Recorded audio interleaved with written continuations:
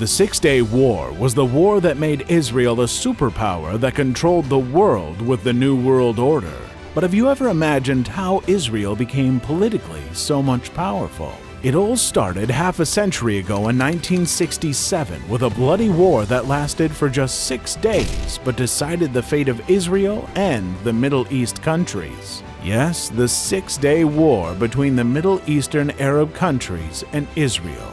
Let's dig deep into the pages of history to know how Israel managed to win the war with so few casualties despite these Arab countries having large troops and ammunitions. If we merely consider the stats, Israel was definitely going to lose the war. Given how well supplied they were by the Soviet Union, the Arab countries had far more soldiers and better and more equipment. Israel surprised the Arab nations by conducting a preemptive strike, allowing it to destroy its air forces on the ground. As you know, if an air force doesn't take off, it doesn't matter how strong it is. The Israel Defense Forces were extremely driven because Israel's destruction was a virtual certainty if they failed to win the war. No Israel would exist. On the other side, Arab nations had to take action to stop their men from turning back. Most significantly, the Israeli soldiers were literate and had exceptional skills. This was likely the worst drawback for Arab forces. They received all of the cutting-edge equipment from the Soviets, but their soldiers could not effectively use it. Additionally, the Arab nations did not coordinate their operations. Nearly all of the militaries of Arab countries were working independently. Egypt failed to command its forces. It seemed that Israel had no allies. However, the US and the UK secretly supported Israel politically and militarily. They provided weaponry to Israel. Superpower Cold Wars have been going on for ages. As the US supplied guns to Israel, the Soviet Union offered weapons to the Arabs. Several weeks before the war, Egypt, Syria, and Jordan devised a plan to attack Israel. The Egyptians intended to use bombers to attack Israel to destroy their airfields and other important military locations, including the secretly operating nuclear facilities. They had also sent out several tank battalions ready to rip through the nation. The US was already committed in Vietnam and wasn't ready to offer any support in defending Israel. Israel persuaded Lyndon Johnson to help, but at the least it succeeded in convincing that an attack was coming. Israel opted to launch the attack a week or two later when they realized the Arab nations would not delay for long. There was no air opposition since the Israeli Air Force had already destroyed the Egyptian and Syrian air forces while still on the ground. 2 days later, the Israelis nearly destroyed all of the Egyptian tanks, removing the last chance for the Arab nations to launch an offensive of any kind.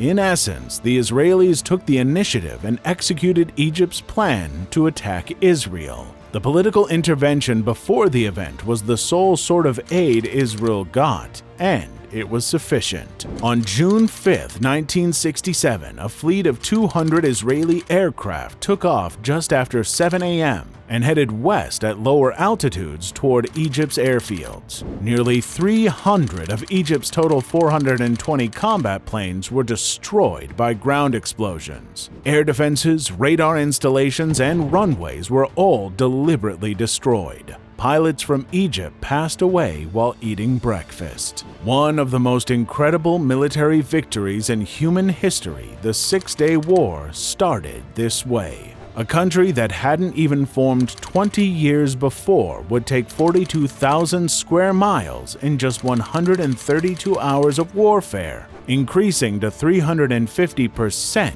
of its initial landmass. Israel seized control of Gaza, the Sinai Peninsula, the West Bank, and the Golan Heights. Israeli pilots accomplished that in 3 hours. Israel's triumph over the air force of the opponents made their occupation of those lands easier for them.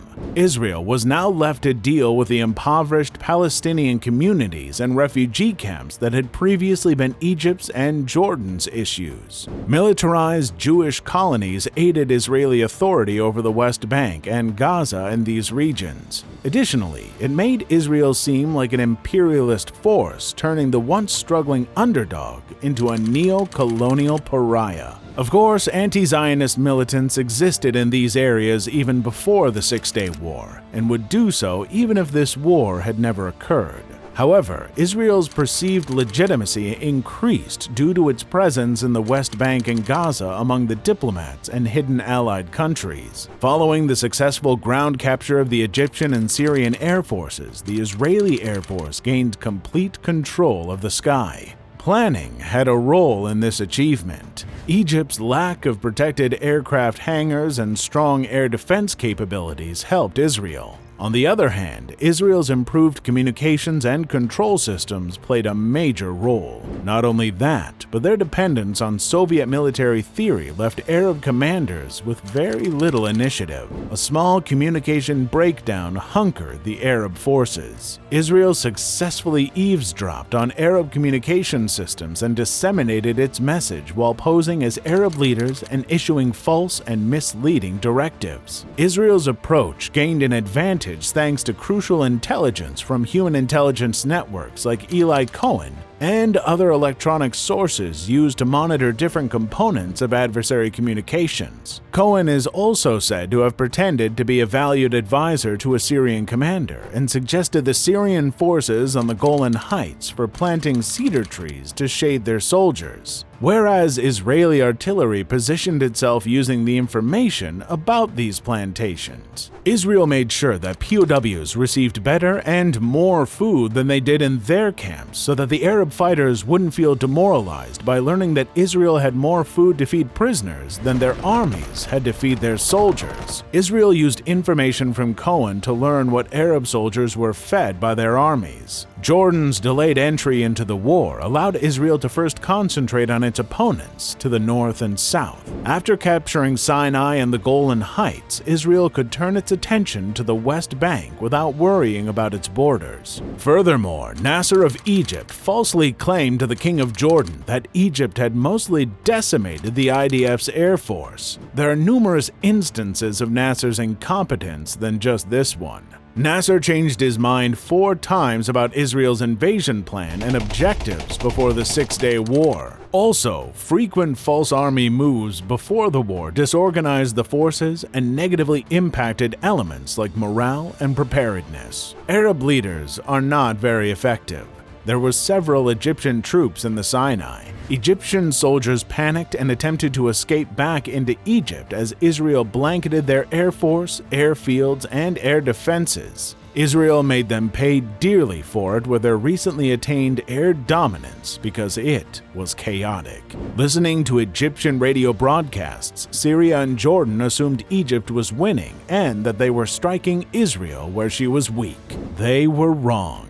And just as Egypt's air force was rapidly annihilated, so were Jordan's and Syria's. Tensions were already high since Egypt and Syria had been engaged in border clashes for a long time, even before this war. The Egyptians had denied Israeli ships access to the Suez Canal for years. All of Israel's oil would have to go across the Horn of Africa because of this blockade, which was a deadly threat for them.